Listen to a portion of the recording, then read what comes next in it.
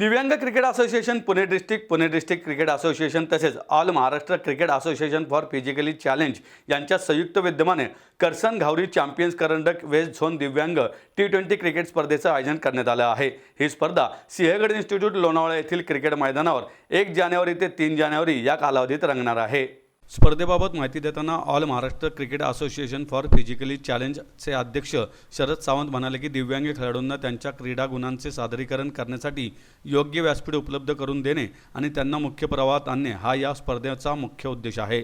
महाराष्ट्र राज्य दिव्यांग खेळाडू प्रतिनिधी सोमनाथ नलावडे व अश्विनी शिंदे यांनी सांगितले की या स्पर्धेत महाराष्ट्र, मुंबई, सौराष्ट्र, बडोदा, गुजरात आणि प्रेसिडेंट 11 हे संघ सहभागी होत असून अत्यंत चुरशीचे व दर्जेदार सामने प्रेक्षकांना पाहायला मिळणार आहेत।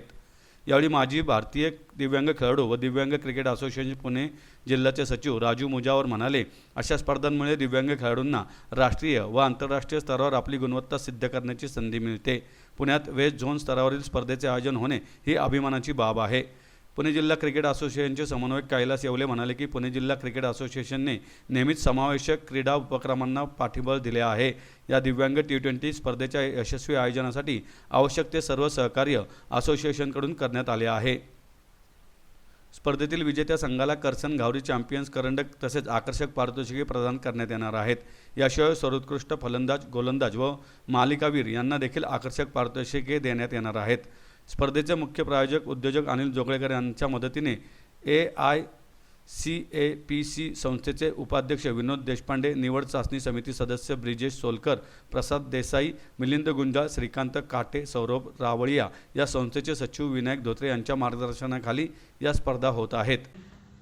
6 संघ एकत्रित येणार आहेत। सर्व 40% पुढील अपंग असणार आहेत आणि हातामध्ये व पायामध्ये व शारीरिक थोडंसं पाठीला कुबड वगैरे आलेलं असेल तर त्या अस्थिव्यंग दिव्यांगांचा हा क्रिकेटचे सामने आहेत। तर या सामन्यांना 6 टीम सहभागी होत आहेत। तर T20चा फॉर्मॅट T20चाच फॉर्मॅट आहे हा। 20 ओव्हरचे सामने होणार आहेत आणि याच्यामध्ये कुठलाही नियम हा इंटरनॅशनल रूल्स म्हणजे नाही, इंटरनॅशनलचे सर्व नियम ह्या लागू होत आहेत। फक्त आता रनरचं पण आता थोडंसं आपण ऍडजस्ट करतो रनरसाठी सुद्धा। तर थोडंसं या खेळामध्ये एक चांगली सुसूत्रता शिस्त आणण्याचा प्रयत्न आम्ही करतो।